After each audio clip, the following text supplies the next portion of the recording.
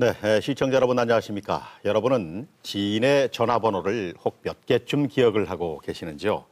대부분 입력된 전화번호를 쓰기 때문에 기억하는 것이 그렇게 많지 않으리라고 생각이 됩니다. 저 역시 전화번호는 물론이고 매일 타고 다니는 자동차 번호까지 오락가락할 때가 한두 번이 아닙니다. 네, 사실 휴대폰에는 저장 기능이 있기 때문에 굳이 전화번호를 기억하려는 이 노력 자체를 안 하게 되는 경우가 참 많은데요. 디지털 기기가 발달할수록 우리의 이 사고 능력은 점점 더 저하되는 게 아닌가 싶습니다. 들여다보기만 하고 사색하지 않는 건 사실 디지털 기기의 역기능이겠죠. 네, 무엇이든 어떻게 쓰느냐가 문제가 아닐까 그렇게 생각이 됩니다. 발달된 현대 문명의 이기, 디지털 기기 잘 쓰면은 인류에 이것보다 더 큰 축복이 어디 있을까 그런 생각이 드는데요. 도구일 뿐 이것 때문에 우리가 지배당해서는 안 되겠다 그런 생각을 해보게 됩니다. 생각의 속도도 대단히 중요합니다만은 생각의 깊이가 더욱더 중요한 것이 아닌가 싶습니다. 말해야 할 때 분명하게 말하는 방송 뉴스토크 말씀 시작합니다.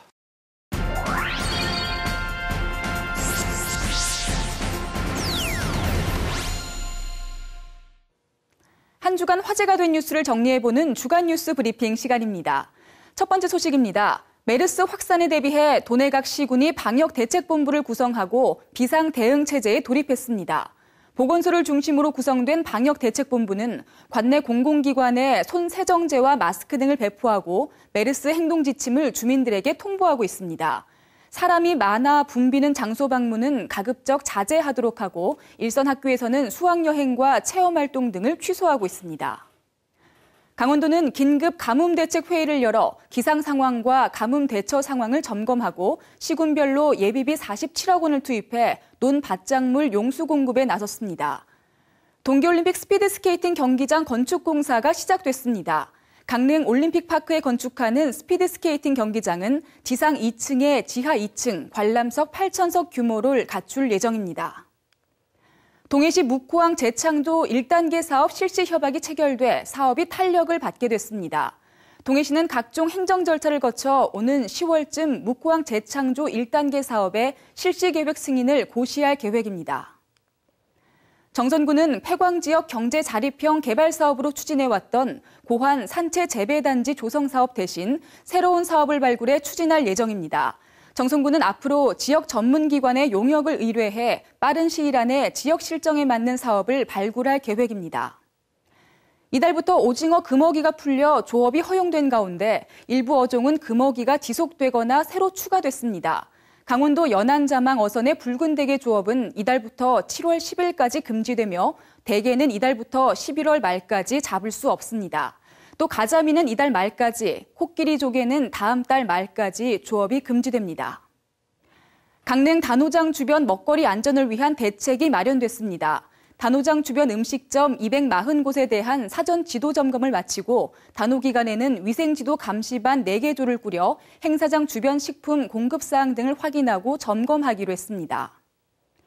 올여름 예년보다 강력한 태풍이 몰려올 것으로 예상되면서 농작물 재해보험 가입이 필요할 것으로 보입니다. 농림축산식품부는 농가의 실손 수준의 보상이 가능한 농작물 재해 가입을 당부했습니다. 지금까지 주간 뉴스 브리핑이었습니다.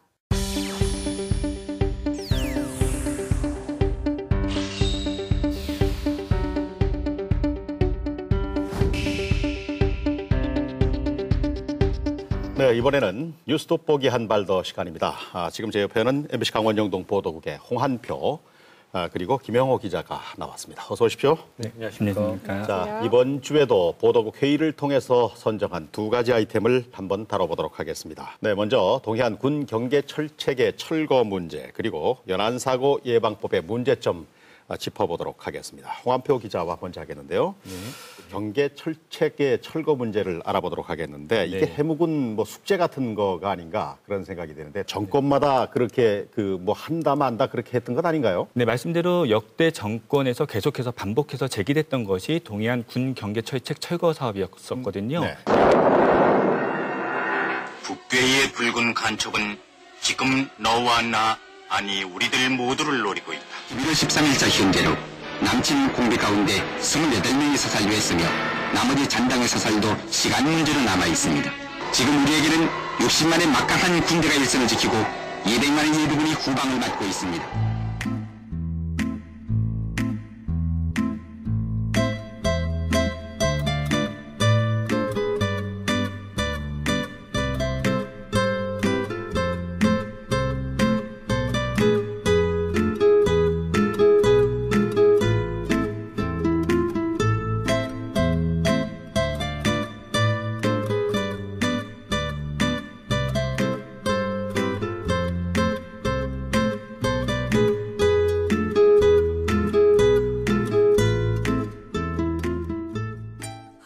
북한이 오늘 새벽 잠수함을 이용해서 20명의 무장 간첩을 동해 안에 침투시켰습니다. 생포 1명, 집단 자살 11명.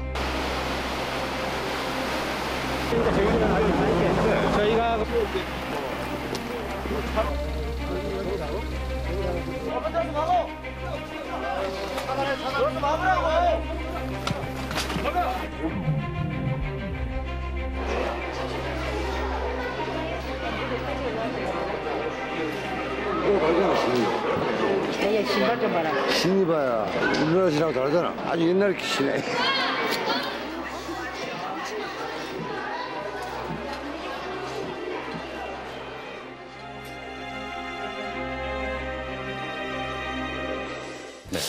예, 이렇게 동해안 절반가량의 군 경계 철책이 설치가 되다 보니까 그동안 많은 민원들이 있었습니다. 네. 일단 뭐 관광객들이 이제 동해안에 와서 군 경계 철책을 통해서 바다를 보게 되고요. 네. 또한 해안선 출입이 원활하지 않다 보니까 그동안 많은 민원들이 있었습니다. 네. 또한 관광 사업을 개발하려고 해도 군 경계 철책 때문에 개발이 막혀서 결국 투자가 제대로 원활하게 이루어지지 못했었고요. 네. 바닷속에서 여러 어업 활동을 하는 네. 그런 주민들이 네. 이 군 경계 철책 때문에 굉장히 많은 불편을 겪어왔었거든요. 네. 이렇게 주민들의 생존권의 문제에 상당한 침해를 줬던 것은 사실입니다. 네.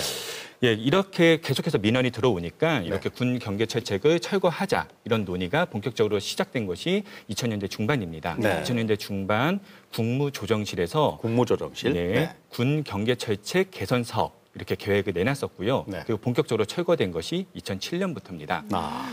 네, 당초에는 62km를 걷어내려고 했었습니다. 그런데 이 가운데 최종적으로는 제가 2011년까지 49km가 제거가 됐거든요. 오, 네. 그러니까 당초 계획의 80%가 조금 못 미치는 그런 실적을 보였는데요. 네. 여기에 대해서 이제 많은 비판의 목소리들이 나오고 있습니다. 네. 근데 참 그 바다로 출입하는 것도 어렵고 관광 개발도 어렵고 네. 주민들이 힘든 점이 참 많았겠어요. 네, 그렇습니다. 네. 일단 제가 좀 사진을 좀 몇 장 준비했는데요. 여기가 어디냐면 고성의 마차진입니다. 여기 이렇게 두 권을 쓰신 분이 해녀십니다. 어. 네, 이런 분들이 어업 활동을 하기 위해서 이 높은 군 경계 철책을 넘나들고 있습니다. 아, 위험해 보여요. 네, 그래서 어떤 분들은 사실은 이 군 경계 철책 밑에 이렇게 통로를 만들어서 그쪽으로 통로로 다니시기도 하시는 분들도 있는데 이 위법인데. 그렇죠, 위법이죠. 하지만 뭐 생계가 달린 문제니까 네. 뭐 어쩔 수 없이 이분들은 계속해서 넘나들고 뭐 군 당국에서도 알고 있으면서 뭐 못 네, 본 척하고 그러나요? 그렇죠, 묵인해 줄 수밖에 없는 상황이죠. 생계니까. 네, 생계니까. 여기는 강릉의 정동진입니다. 정동진. 오, 네, 정동진이요. 유명하죠. 네, 예. 이곳에는 지금 차이나 자본이 들어와서 개발을 하려고 노력하고 있는 곳이고요. 또 해안선에 따라서는 레일바이크가 설치가 됐습니다. 그런데 이렇게 군 경계 철책 때문에 제대로 레일바이크를 활용할 수 없는 그런 상황이거든요. 제 고향이 이제 이쪽 바닷가인데요. 네. 저도 이제 해안 철조망에 대한 어떤 추억, 뭐 좋은 얘기면 추억이고 안 좋은 기억이 좀 있어요. 아. 네. 제 고모님 댁이 이제 삼척에서 아름다운 해변이라고 하는 부남 해수욕장이 네. 있는 곳인데 그쪽에 가면 지금도 이제 뗏목이 있습니다. 근데 저희 고모부가 젊으실 때는 그쪽에서 뗏목을 타고 가셔서 뭐 미역도 뜯고 뭐 문어도 잡고 이렇게 하시면서 네. 어로 행위를 하셨는데 네. 철조망이 생기면서 이제 더 이상 어로 행위를 할 수 없게 된 거고요. 지금 또 저희 보면 이제 한 달에 한 40일 정도 거기 이제 해수욕장이 개장돼서 가게 되는데 거기 가보면 1년에 거의 한 달 정도밖에 개장을 안 하고 그렇다 보니까 아름다운 풍경을 보게 되는데 너무 안타까운 거예요. 이렇게 아름다운 거를 우리가 동네 가까운 곳에 있으면서 왜 못 가느냐. 네. 이런 1년에 부분. 40일만. 그렇죠. 안타까운 게 너무 많은 거죠. 네. 김영호 기자나 그 홍한표 기자, 이 군 그 경계 철책이 유지가 됨으로 해서 좋았던 것, 순기능 그게 뭐가 있을 것 같아요? 네, 일단은 네. 기본적으로는 그 국가 안보에 있어서 어떤 네. 아까 말씀드렸지만 심리적 마지노선이잖아요. 네. 그러니까 군 경계 철책으로 인해서 그동안 네. 침투가 들어왔을 때, 침투해 왔을 때 그 얘기 말고요. 다른 문제 한번 해보죠. 뭐 우선 그거죠. 보기에 좀 네. 우리나라가 좀 국방이 좀 안정적으로 유지되고 있다 이런 느낌이 들지 않을까요? 사고의 틀을 좀 이게 넓혔으면 좋겠는데 김서영 아나운서는 어떤 것 같습니까? 철조망 업자분들께서 네. 또 보수하면서 또 네. 사셔야 되잖아요. 그런 면이 있죠. 제가 보기에는 자연이 잘 보호가 됐을 거다. 그런 생각이 그렇네요. 드는군요. 그건 사실 부남 같고요. 해수욕장처럼요. 네.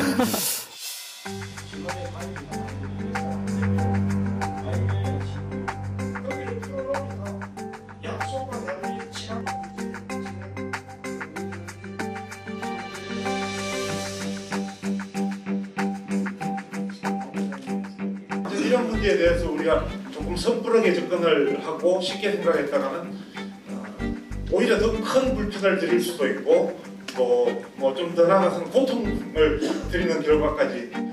솔직히 저희는 안보를 안 생각하죠. 안보 플러스 주변 어떻게 보면 지자체 개발 그걸 충족시킬 수 있는 새로운 어떤 개선 방안을 내는 것이. 그런데 그리고 나서 지난달 27일인가요? 뭐 무슨 그 서울 그 정부 청사하고 네. 연곡 해변에 뭐 단체장, 뭐 도지사, 뭐그 시장군 막 모여서 말이죠. 네, 예. 국방부 장관도 나오고 뭐 이렇게 해서 무슨 뭐 경계 철책 철거하겠다 그런 거 대대적으로 발표하고. 네. 서울 정부청사에서 행정자치부와 국방부, 강원도가 군 경계철책 제거에 적극 협력하기로 했습니다. 국민과 시대의 눈높이에 맞춘 규제 완화의 일환입니다. 국민의 저상권 행사에도 피해가 없고 또 안보에서도 피해가 없고 그래서 면밀하게 다져나가면서 궁극에는 우리 주민들이 원하는. 같은 시간 강릉시 연곡 해변에서도 동해안 6개 시군과 지역 군부대가 업무 협약에 참가했습니다. 우리 지역에 대규모 민자 투자를 하시려는 분들 또 우리가 새로운 관광 산업을 개발하는데 많은 도움이 되리라고 그렇게 생각을 합니다.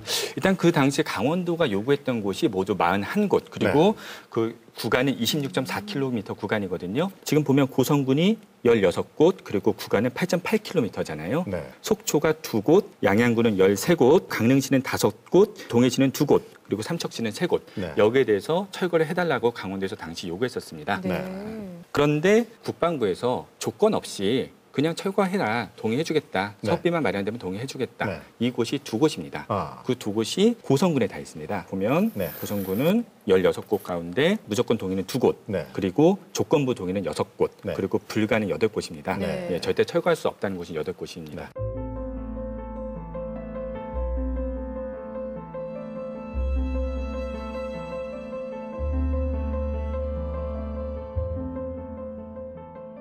근데 여기서 이제 네. 궁금하실 게 조건부 동의가 과연 무엇이냐 그러게요. 이런 거 조건은 궁금하실 무슨 건데요. 조건이에요? 예, 그렇죠. 조건부 동의라는 것은 이제 지자체에서 뭐 열상 감지 장치라든가 아니면 경계 시스템 같은 첨단 장치를 갖다가 마련하면 첨단 시스템을 마련을 해서 그거를 갖다 국방부로 이관을 하면 네. 국방부에서 그걸 운영하면서 그 이후에 철책을 철거하겠다. 네. 이것이 조건부 동의 사항입니다. 그러니까 그렇군요. 지자체에서 그 장비들을 마련을 하라 네, 그 그렇죠. 얘기예요. 네. 그럼 결국에는 이 철거 비용이 네. 이 지자체 부담으로 돌아오는 거네요. 네, 그렇습니다. 지난해 이제 강원도에서 모두 이제 철거를 하면서 대신 대체 장비, 아까 말씀드렸던 열상 감지 장치라든가 경계 시스템 장비 이런 것들을 구축하는데 한 165억 원 정도가 들지 않겠느냐. 165억. 네, 예, 이렇게 예측을 했었거든요. 이거를 6개 시군별로 나눠 보면 한 곳당 30억 원 조금 못 미치는, 그러니까 30억 원 정도라고 생각하면 됩니다. 네. 근데 사실 강원도 재정 너무 열악한 거 다들 아시지 그렇죠. 않습니까? 예, 돈이 나올 곳이 없어요. 그렇게 열악한 상황인데 이것을 갖다 전액 지자체에서 마련하라 이런 얘기들 때문에 굉장히 많은 지역에서 논란이 일고 있습니다. 예전에 뭐 철책에 오징어 걸어서 말리거나 무슨 저기 그 뭐죠? 그 가자미 같은 거 말리고 미역 걸고 그러지 않았나요? 혹시 동네에서? 네. 그 낮에는 좀 안보적으로 약간 느슨했고 네. 밤에만 좀 엄했거든요. 네. 그러니까 낮에는 이제 해가 날 때는 좀 말리고 그랬죠. 그 독일 가면은 통독의 그 벽도 말이죠. 네. 좀 남겨놓고 보이잖아요. 네. 그거 마찬가지로 이거 저기 다 거들 건 아니고요. 네. 좀 그 관광 그 문화 네. 자원 무슨 네. 그 우리도 이게 근대 역사니까요. 문화유산. 유산으로 네. 할 필요도 있겠다. 네. 앞으로 점점 더 가지 않을까요? 그런 생각이 드는데 마무리를 좀 해주시죠. 네, 일단 그동안 수십 년 동안 동해안 지역 주민들 규제에 계속 갇혀왔습니다. 여기에 또 군 경계 철책이라는 또 다른 규제가 있었거든요. 군 당국의 입장도 이해가 갑니다. 안보가 우선이니만큼 안보를 제우선으로 하겠죠. 하지만 수십 년간의 동해안권 주민들의 어떤 그동안의 규제로 인한 그런 손해를 생각한다면, 재산권 침해를 생각한다면 군 당국에서도 안보에 위해가 되지 않는 한 좀 전향적으로 좀 검토를 해볼 필요가 있고요. 네. 또한 동해안 지자체들 굉장히 재정 열악합니다. 네. 그렇기 때문에 국가에서도 조금 더 정부에서도 국비를 좀 더 화끈히 좀 지원을 해줘서 저희가 네. 이거 군 경계 철책 빨리 철거되고 그다음 대체 장비로 빨리 설치될 수 있도록 그렇게 좀 전향적인 검토가 필요하다고 생각합니다. 네. 만사, 부려 튼튼 뭐 이런 얘기가 있죠. 안보상의 누수가 없어야 되겠다는 전제를 하고요. 그 전제하에서 동해안의 군 경계 철책, 큰 흐름으로 보면 걷어내는 것이 대세다. 그런 생각이 듭니다. 대체 장비, 좋은 장비 많이 나온다고 하니까 비용 부담 문제 이거 좀 해결을 해야 되겠는데 해당 지자체에게 해결하라고 하는 것은 좀 무리가 아닌가 그런 생각이 듭니다. 수십 년간 이것 때문에 주민들이 피해를 보아왔는데 이것을 걷어내는 돈까지 지자체가 부담하라. 이게 어불성설 아닌가 그런 생각이 드는군요. 국비로 전액 보존할 필요가 있겠다. 지방정부인 강원도가 부담할 문제도 저는 아니라는 생각이 드는군요. 국회의원 그 동해안 6개 시군 그 관장 지역에 3분 계시는데 좀 입법도 좀 하시고 활발하게 정치적인 로비도 좀 하시고 이렇게 해서 해결을 해 주시면 어떨까 그런 생각이 드는군요. 지지부진하다가 흐지부지 사라지는 그런 경우가 아니었으면 좋겠습니다. 홍한표 기자였습니다.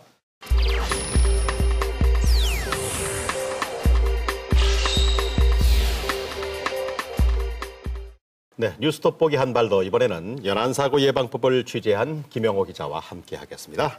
자, 연안사고 예방법 이게 어떤 법입니까? 네, 요즘 우리 사회의 최대 화두가 안전인데요. 네. 이 법 이름에서 알 수 있듯이 연안에서 발생하는 어떤 활동의 사고를 예방하기 위해 만든 법입니다. 네. 실제로 이제 2013년도에 이제 태안에서 고등학생들이 사설 해병대 캠프에서 체험 활동을 하다가 숨진 사건이 있었거든요. 네. 이 사건을 계기로 이제 이 법이 발의가 돼서 작년 세월호 사건을 계기로 등 어떤 바다에서의 안전에 대한 관심이 높아지다 보니까 네. 5월에 법이 제정이 됐고 네. 작년 11월에 이제 시행이 된 법입니다. 네. 지금 뭔가 이 법에 문제가 있으니까 저희가 지금 여기서 네. 얘기를 하는 거겠죠? 그러니까 지금 뭐 법 이름이 연안사고 예방법이니까 연안에서 활동하는 부분의 안전을 담보할 수 있는 법이다라고 생각이 되지 않습니까? 네. 근데 실제 한번 저희가 이 법이 과연 그런가 보니까 실제 그렇지 않더라고요. 우선 이 법에 이런 조항이 있어요. 연안사고 예방에 관하여 다른 법률에 특별한 규정이 있는 경우를 제외하고 이 법을 따른다라고 돼 있거든요. 네. 그러니까 연안 활동 중에 다른 법을 적용할 수 있으면 이 법이 적용되지 않는다는 겁니다. 네. 실제로 지금 이제 법이 만들어진 취지가 고등학생들의 해변에서 어떤 체험 활동의 안전을 담보하기 위해 만든 법인데 실제 만약에 고등학생들이 이 법을 적용하려면 기존의 청소년 활동 진흥법이나 학교 안전법이라는 것이 있기 때문에 이 법에 적용이 되지 않습니다. 아이고.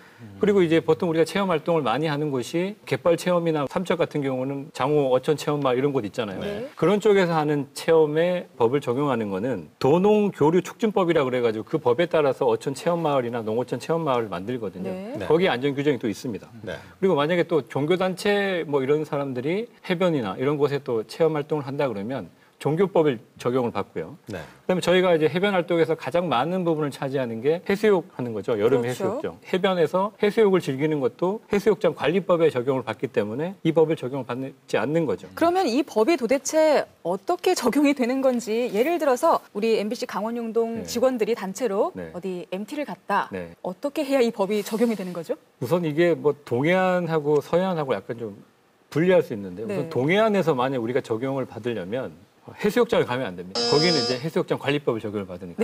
서해안 이런 쪽에 갯벌 체험 많이 하잖아요. 네, 근데 네. 갯벌 체험하러 갔다고 치자고요. 가면 마을에 어촌 체험 마을에서 보통 많이 운영하잖아요. 거기는 아까 말씀드렸다시피 도농교육법에 의한 뭐 어촌 체험 마을의 안전 규정이 있으니까 적용되지 않는 거고 뭐 민간에서 하는 어촌 체험 마을이 있으면 거기에 적용을 받는 건데 이 법이 크게 3가지 부류로 체험 활동을 구분하고 있습니다. 수상, 수중, 일반 이렇게 돼 있거든요. 수상 같은 경우는 기존에 수상 레저 안전법이라는 법이 있어요. 네. 그러니까 이 법에 따라서 충분히 적용을 받을 수 있는 거고 일반 체험 같은 경우는 해수욕장에서 하는 거나 갯벌에서 하는 거나 어떤 그 법을 관장할 수 있는 여러 주체나 법이 있기 때문에 어려운 거고요. 네. 그럼 남는 게 수중 활동이잖아요. 네네. 근데 수중 활동의 가장 대표적인 활동이 스쿠버 다이빙이거든요. 그렇죠.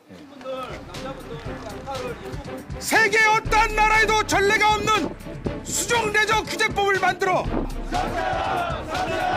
자격이 있던 없던 동아리들끼리 해안에 와서 자기들끼리 다이빙하는 거는 단속 대상 제외, 학교나 학생법 제외, 해수욕장 해수욕 인파는 지자체법에 의해서 제외. 그러면 지금 연안사고 예방법은 한 스쿠버 다이버들을 단속하기 위한 법령이 되는 것입니다. 그럼 연안사고 예방법에서 지금 규정하고 있는 그 안전 대책이라는 게 도대체 뭔가요? 연안 체험 활동을 하기 전에 미리 신고를 해야 됩니다. 지자체에 신고를 하게 돼 있고요. 네. 그다음에 일정 시간 이상의 교육을 받은 안전관리요원을 배치하고 만일 사고에 대비해서 체험 활동객들을 구조할 수 있는 비상구조선을 배치하도록 돼 있습니다. 말은 맞는 그래요. 말 같은데요. 전체적으로는 아주 잘 짜여져 있는 것 같은데 그렇죠. 이렇게 다 하고 활동을 할 수가 있을까 의문이 되는데 예, 그리고 또 안전관리요원 배치하는 문제, 이게 가장 좀 중요한 핵심 부분이라고 생각이 되는데요. 네. 그러니까 스쿠버 다이빙이라는 게 물속에 들어가서 어떤 체험 활동을, 여러 활동을 하고, 뭐, 깊이, 아주 깊은 때까지는 한 100m 정도까지 들어가거든요. 네. 근데 여기에 안전관리요원이라는 사람이 어떤 자격 요건을 갖추게 돼 있냐 하면, 6시간에 그냥 이론 교육을 받으면 되는 겁니다. 이제 일단 사고 났을 때 구조하는 목적으로 이제 교육을 받아야 될 거 아닙니까? 네네. 그런데 첫째 교육 자체가 프로그램을 사고 났던 이런 내용을 갖다만 설명을 하는 거야. 그냥 이렇게 몇 월 며칠 어디서 무슨 사고가 났다. 네. 이렇다고 그냥 끝내니까 네네. 사실 아무런 그 의무가 없는 거예요. 아, 그래요. 좀 시간은 뭐 6시간 정도 됐다면서요, 교육 시간. 그렇죠. 원래 6시간 교육인데 네. 생각해 보세요. 안전요원이 그러면 아무 사람이나 가서 6시간 교육받고 수료증을 줘. 안전요원 수료증을. 네. 그럼 무슨 안전요원이 되겠어요, 그게? 뭐 삼척이나 강릉에 바닷가에 스쿠버 레저를 즐기기 위해서 준비를 했는데 네. 14일 전에 그 즐기고자 하는 그 업체에다가 전화를 하거나 해서 우리 몇 명 갑니다라고 신고를 하는 거죠. 네. 그러면서 보험을 가입해야 돼요. 근데 네. 그러면 이제 바다 날씨라는 게 보름 후에 어떻게 될지 아무도 모르잖아요. 그렇죠. 네. 그렇다 보니까 못하는구나. 이 법대로 한다 그러면 네. 미리 신고했던 사람들이 보름 후에 와서 즐길 수 있다는 보장이 없는 거고. 그렇죠. 네. 만약에 그거를 즐길 수 없게 된다면 보험 가입한 부분도 문제가 되는 거고 여러 문제가 되는 거고. 보험도 안 받을 것 같은데요. 자동차의 경우에도 뭐 네. 사고 많은 지역 안 받고 막 예, 그러거든요. 예. 그런데 그런 얘기가 있습니다. 뭐냐면 현재 국가에서 말하는 이 보험은 물속에 들어가고 나오고의 보험만 얘기하는 거예요. 그런데 스쿠버 업계에서는 우리도 보험을 들고 싶다. 근데 어떤 보험이냐 하면 스쿠버 샵에 와서 배를 타고 물속에 들어가고 나와서 다시 여기 오게까지의 전 과정을 네. 보험을 해줬으면 좋겠다. 그러게요. 그리고 이 보험을 뭐 한 사람 한 사람 드는 게 아니고 우리 사업장을 이용하는 뭐 1년에 몇 명 이용하면 이 사람들한테 뭐 예를 들어 보험료 100만 원 낼 테니까 모든 사람을 다 해줘라라고 이런 보험을 요구하는데 네. 정작 보험업계는 이런 보험을 가입해주지 않는다는 거예요. 비상구조선도 약간 문제가 되는 게 레저를 즐기는 사람 숫자만큼을 수용할 수 있는 배를 갖추도록 돼 있는데 만약에 그러면 어떤 스쿠버 리조트 이런 가게에 100명이 왔다고 치잔 말이죠. 네. 그러면 보통 이 고무보트 한 대 10명 정도가 탄다 그러더라고요. 그러면 10대의 배를 준비해야 되니까 이 배의 가격이 한 7천만 원 정도 된다고 그러더라고요. 이 업계에서 어떻게 만일의 사고에 대비해서 6, 7억 정도의 돈을 들여서 배를 구비해야 되니까 상당히 어떤 비용적인 부분에 부담이 커지는 게 되는 거죠. 그렇겠네요. 예. 그래서 이런 어떤 여러 문제점이 있다 보니까 현재 이 연안 사고 예방법을 시행하는 기관이 해경입니다. 네. 당초 5월 달까지 이 법을 유예를 해서 6월부터는 본격적으로 계도도 하고 단속을 하겠다고 했는데 실제 이제 벌써 시행은 됐던 거고요. 네. 그런데 현재 이제 이런 문제점을 보완하기 위한 개정 작업이 이루어지고 있는 상황입니다. 그렇군요. 이 법을 만든 경대수 의원도 이 법이 문제가 있다는 걸 솔직히 인정합니다. 폐지는 못하고 신고라든지 안전요원, 안전장비라든지 이런 거 있지 않습니까? 지금 현 실성에 맞게 개정 작업을 하고 있습니다. 네, 김영호 기자, 뭐 이렇게 비현실적인 법이라고 하면은 다이빙하러 다 외국 갈 것 같은 그런 생각도 들기도 하는데 실제 그 스크린 스쿠버를 하다가 사망 사고가 많이 일어나나요? 저기 얼마 전에 강릉 사천 해변에서 이제 스쿠버 다이빙을 즐기던 분이 사망한 사건이 있었고요. 실제로 한 1년에 10명 안팎 정도의 사람이 사망을 합니다. 올해 현재도 지금 4명의 사망자가 발생한 걸로 나와 있는데 전체 스쿠버 다이빙을 즐기는 인구가 한 30만 명 정도 되거든요. 근데 어떤 비율이나 이런 거는 따졌을 때 그렇게 많지는 않지만 어쨌든 사망 사고가 발생하는 레저임은 분명한데 보통 이 레저라는 게 어느 정도의 위험을 동반하거든요. 그렇죠. 하다못해 뭐 등산하다가도 사망을 하고 네. 자전거를 타다가도 다치기도 하고 사망도 하고 뭐 사망 사고가 아예 없는 건 아닌데 어떤 법으로 가지고 사망 사고를 제로로 만들겠다라는 거는 불가능하다고 봐야 되는 거죠. 네. 그런데 이제 아까 다이빙 규제법 아니냐 실제적으로 그런 얘기도 있었고 그런데 이제 개인의 레저 활동을 국가가 과도하게 나서서 지나치게 간섭하면서 규제할 수가 있느냐 이게 개인의 행복 추구권 문제하고 상충되는 뭐 유연 소지가 있는 것 아니냐 그런 주장도 있을 것 같아요. 제 생각에는. 사실 자유라는 측면에서 보면 우리가 위험한 스포츠를 즐길 권리라든가 위험한 생활 방식으로 살아고 할 권리 같은 것들도 존중돼야 하거든요. 우리 헌법재판소에서 그런 권리들을 인정하고 있습니다. 다만 국민의 생명과 신체를 보호하고 공공의 안전을 위해서 이러한 권리는 제한될 수 있습니다. 그러나 그럴지라도 그러한 제한은 국민의 기본권을 제한하는 것이기 때문에 최소한에 그쳐야 하고 규제는 명확해야 합니다. 바로 이런 측면에서 연안사고 예방에 관한 법률은 문제 소지가 있습니다. 실제적으로 저희가 이제 해경의 역할이 그전에는 기존에는 제가 해변 관리였었잖아요. 네. 여름 해수욕장 관리, 해변 개장 기간뿐만 아니라 그 해변 개장 기간 전, 그러니까 6월 달이죠 보통. 6월 달에도 물놀이 사고가 많았고 또 9월 개장 이후에 9월에도 사고가 폐장 이후에 9월에도 사고가 많았었는데 그 전에 해경에서 했던 역할은 그러니까 여름 해변의 물놀이 관리였었습니다. 이런 것들에서 사실 국민안전처에서 이번에 해경을 갖다가 저기 안전관리 조직에서부터 이제 배제하면서부터 사실은 해경이 할 일이 많이 없어졌거든요. 그 말씀하셨다시피 기존의 여름 해변 관리를 해경에서 했어요. 그런데 이제 해수욕장 관리법이라는 게 만들어지면서 지자체가 주 관리 기관이 됐고 해경은 이제 보조적으로 어떤 해상에서 뭐 어떤 구조선이라는 걸 띄워놓고 이제 관리하는 그런 기관이 됐는데 지금 이제 연안사고 예방법 이 법에 가장 주도적으로 움직이고 관리해야 될 조직이 해경이라는 거죠. 그런데 이 법이 실제 저희가 들여다보니까 그렇게 뭐 주도적으로 해서 관리할 대상이 없다. 해경이 이 법을 움켜쥐면 어디 가서 할 일이 있는 게 아니냐. 그러면서 기존에 우리가 정말 우려하고 있는 여름에 해변의 안전관리 자체를 아예 등을 줘도 해변이 그러니까 해경이 어떤 해변 안전관리를 우리 다른 법이 있으니까 이 일에 열심히 하겠습니다라고 외면을 해도 어느 정도 좀 면죄부를 줄 수 있는 법이 아닌가라는 걱정을 하게 되는 겁니다. 어느 뭐 지자체장하고 제가 차 한 잔 마시는데 그런 얘기 하시더군요. 그 해수욕장 개장을 앞두고 참 걱정이다. 해경이 손 떼면 이거 어떻게 할 건지 진짜 해수욕장 어떻게 운영해야 될지 모르겠다. 그런 말씀을 실제적으로 하시더군요. 그런데 그런 거 아닌가요? 그 해상 관련 사고가 일련의 사고가 그동안 쭉 있어 왔단 말이죠. 그래서 깜짝 놀라가지고 서둘러 만든 법이다 보니까 보완할 점도 많이 있는 것 같고 허점이 있어 보이고 그래서 만들어 놓고 공포해 놓고 뭐 시행 준비해서 10월에 가서 제대로 뭐 어떻게 단속하고 시행하겠다 그런다고 하는데 참 아이러니 아닌가? 이거? 네, 지금 이 법이 만약에 이제 시행되면 이제 저희가 스쿠버 다이빙만 얘기했는데 스쿠버 다이빙만 적용받는 게 아니고요. 이 법에 이제 그런 규정이 있습니다. 이제 저희가 갯바위나 어떤 그 방파제에서 안전사고가 많이 나잖아요. 근데 그런 부분을 어떤 출입을 통제할 규정이 없었다고 해경이 그동안 고충을 토로했었거든요. 근데 이 법에 보면 뭐 어떤 위험 상황, 예를 들어 뭐 기상이 악화되거나 이러면 출입을 통제할 수 있다라는 규정이 있기 때문에 스쿠버 다이빙, 그러니까 수중형 활동하고 이 갯바위에서의 어떤 이런 안전 출입 통제하는 이런 부분이 적용될 수 있기 때문에 어느 정도 뭐 해경이 이를 찾으면 할 수는 있는 부분이 있습니다.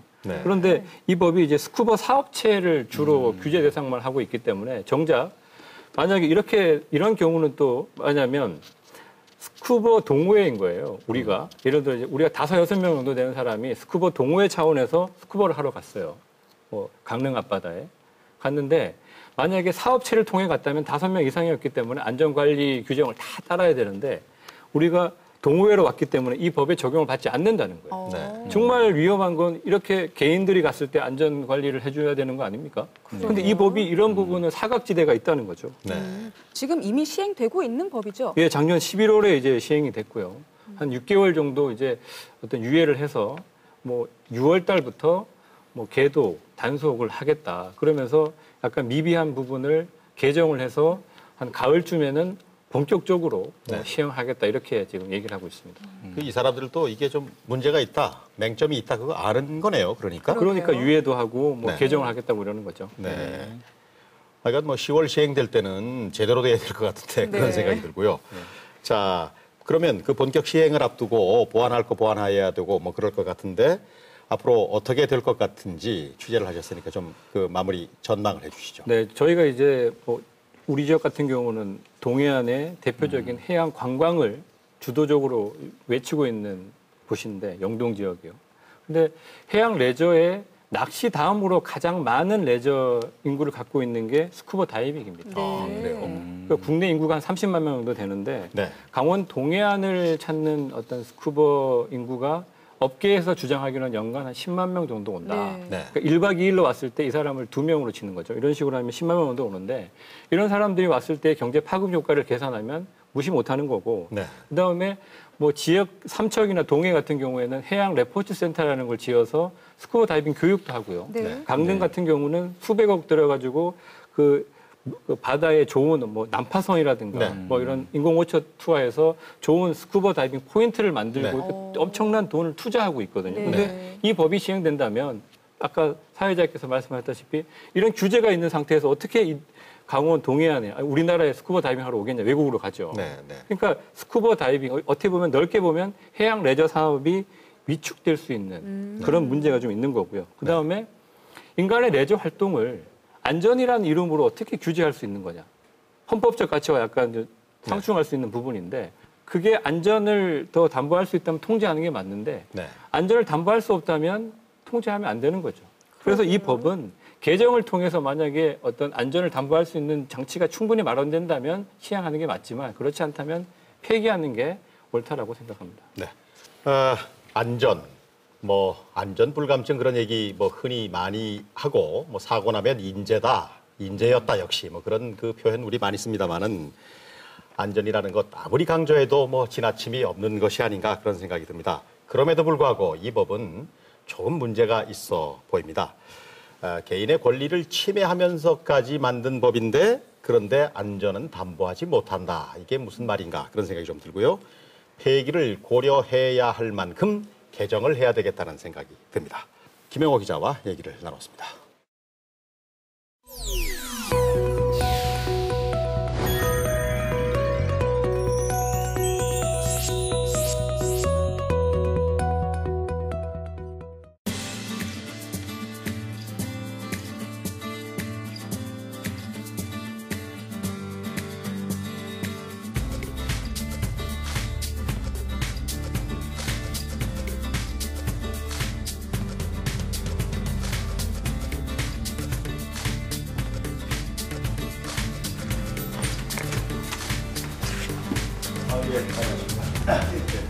찾으세요.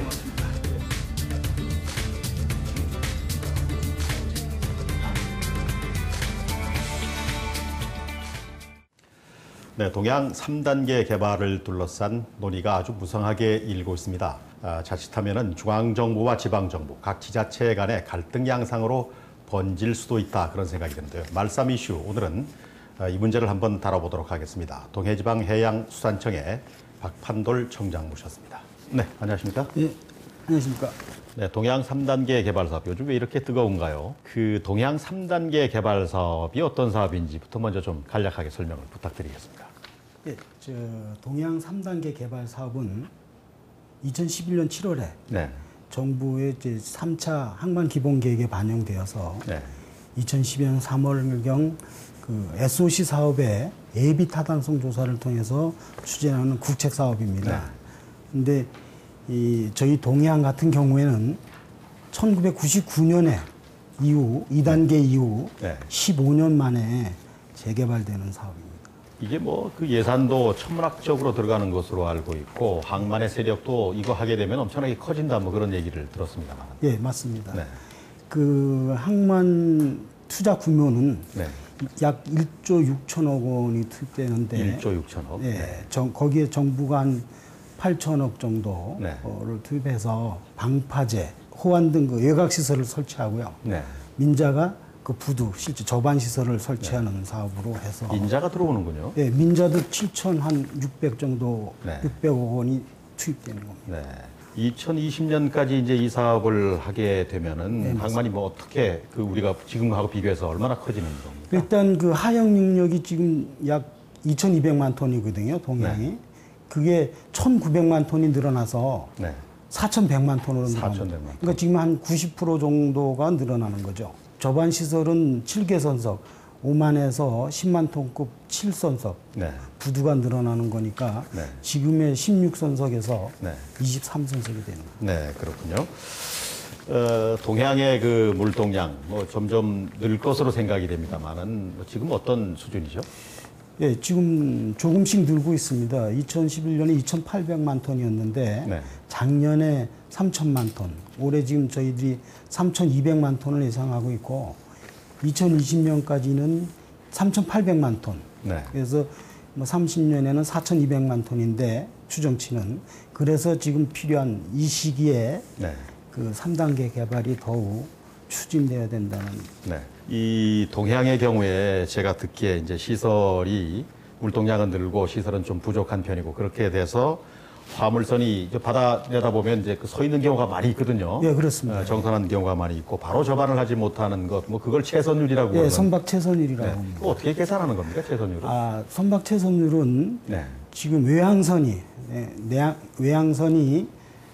선박 시설이 저반 시설이 없어서 외항 항 밖에서 12시간 이상을 대기하는 선박을 네. 입항 척수에 나누는 비율입니다. 네. 그러니까 저희 동양 작년에 2014년에 좀 줄어들었지만 26.2%의 선박 최선율이거든요. 네. 그와 같은 경우는 외항선 1115척이 들어왔는데 292척이 12시간 이상을 대기했다는 거고요. 네. 또 그 평균을 따져보면 평균 최선율이 3.7일 걸렸어요. 네.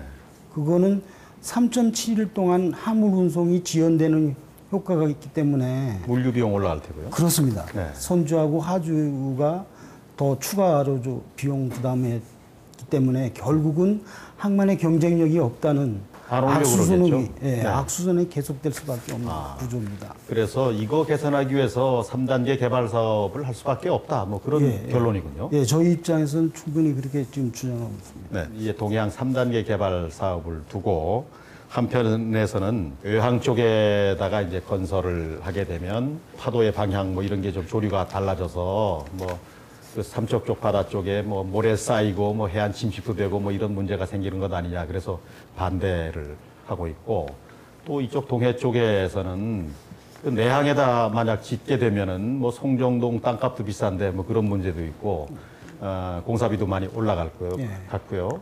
뭐 여러 가지 문제가 있어서 빨리 그냥 해야 되는 것 아니냐 이렇게 양쪽 지자체가 미묘하게 갈등을 보이고 있단 말이죠.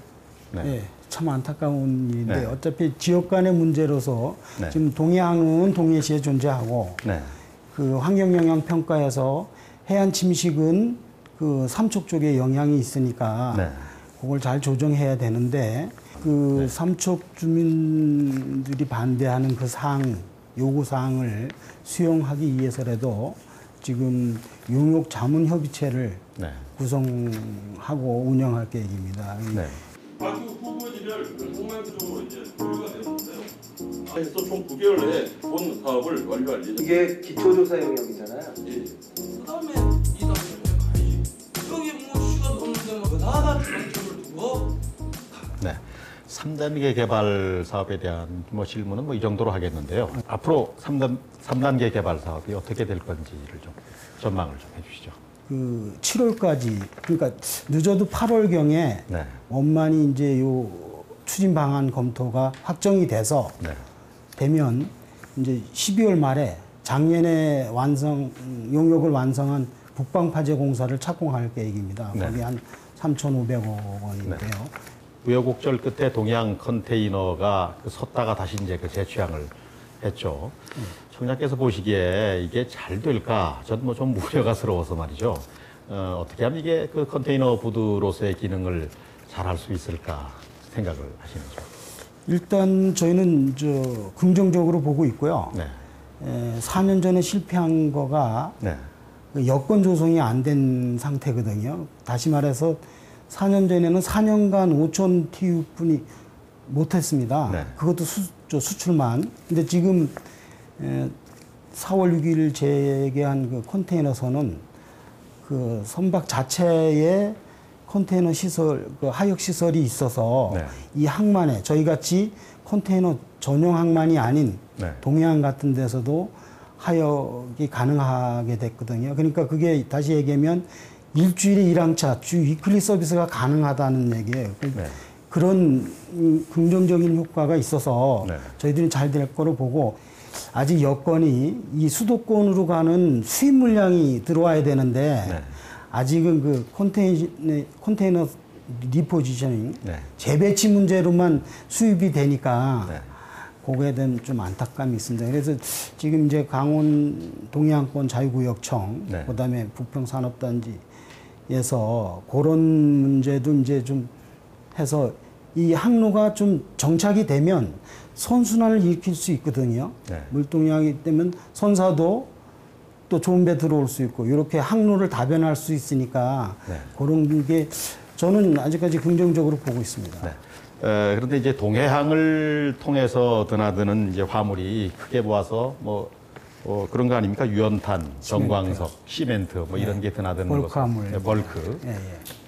이제 그런 건데 그러다 보니까 이제 이 공해가 따른단 말이죠. 맞습니다. 그래서 이거 좀 낮춰야 되는 것 아니냐. 저감 시설 좀 제대로 갖춰야 되는 것 아니냐. 뭐 그런 얘기들을 많이 하는데 이거 어떻게 해야 되겠습니까? 그게 지금 일단 인근 주민 눈높이는 아직 못 맞췄지만 저희들이 2011년서부터 종합대책을 추진해서 그 외곽의 방벽, 그다음에 그 분진이 막는 방진막 그런 시설을 꾸준히 하고 있고요. 올해도 이제 계속 할 거고요. 그다음에 항만 과속 그 트럭들이 과속을 일으키면서 분진하는 걸 막기 위해서 과속 방지 그 카메라를 설치해서 지속적으로 단속하고 또 사업장마다 세륜장을 17군데나 운영하고 있어요.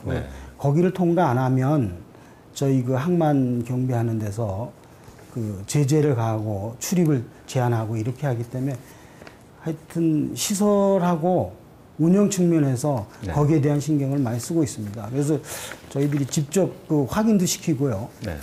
그렇게 하고 있습니다. 자, 마지막 한 가지 질문만 더 드리도록 하겠습니다. 정부가 이제 특히 이제 그 해수부가 크루즈 관광에 적극 나서고 있고 이게 우리나라의 미래의 먹거리 되는 것 아니냐, 신성장 동력 아니냐. 강원도 이제 크루즈 산업 좀 제대로 해서 먹고 사는데 좀 보탬을 받아야 된다고 생각이 됩니다. 크루즈 산업, 크루즈 관광 어떻게 해야 될까요? 지금 저희들이 크루즈가 고부가치 산업인데 그거에 달려드는 사업자가 없습니다. 그걸 다시 얘기하면 지금 외국 선사는 자유롭게 크게 만들어서 근데 거기에 대한 유락시설 이런 것까지 기반시설을 갖춰 놓은 배에서 우리나라 사업자만이 거기에 관심이 없다는 건 분명히 균형이 안 맞는 거거든요. 형평성이 안 맞고 그걸 이번에 해양수산부에서 선상에만 그것도 이제 속인 속지주의보가 있는데 그래서 내국인에 한해 이렇게 하는 거 그건 별개 치더라도 그런 게 조금씩 개선돼서 그러니까 크루즈 여행 소득 3만 불 시대에 대비하는 그거는 좀 있어야 된다고 생각하고 있습니다. 환동해 경제권의 중심 역할을 하게 될 동해안 3단계 개발 사업의 차질 없는 추진. 그래서 동해안 시대를 활짝 열어 제낄 수 있는 그런 기회가 왔으면 좋겠습니다. 더 많은 기회가 이 강원도에 왔으면 좋겠습니다. 동해지방해양수산청 박판돌 청장과 말씀 나눴습니다. 오늘 말씀 고맙습니다. 고맙습니다. 네, 젊은 시절에 한때 중앙일간지에서 교열 기자를 지냈던 친구가 있었습니다. 이 친구 말이 신문에 오탈자가 나면 어떡하나 노심초사 전전긍긍해서 잠도 제대로 못 자고 뭐 악몽까지 꾼다 그런 얘기를 했던 적이 있었는데요. 네, 요즘은 언어 창조냐, 언어 파괴냐 참 말들이 많습니다. 하루 자고 나면 새로운 신조어들이 쏟아져 나오는데요. 사실 저도 따라가기가 좀 힘듭니다. 네, 그렇죠. 그리고 뭐 요즘 아시는 것처럼 방송에 자막이 워낙 많은 그런 시대여서 네. 저도 제 방송 자막을 열심히 좀 들여다보기는 합니다만은 어떤 때 눈에 뭐가 덮어 씌웠는지 실수가 잘 안 보일 때가 있습니다. 참으로 죄송한 일이죠. 네, 띄어쓰기는 붙여서 쓰고요. 또 띄어쓰다라는 말은 말 그대로 띄어서 쓰는데요. 참 우리말이 재밌습니다. 네, 국어 시험 만점 맞는 사람은 그렇게 많지 않을 거다 그런 생각이 드는군요. 자, 뉴스토크 말싸움 오늘은 여기서 마치겠습니다. 여러분 고맙습니다.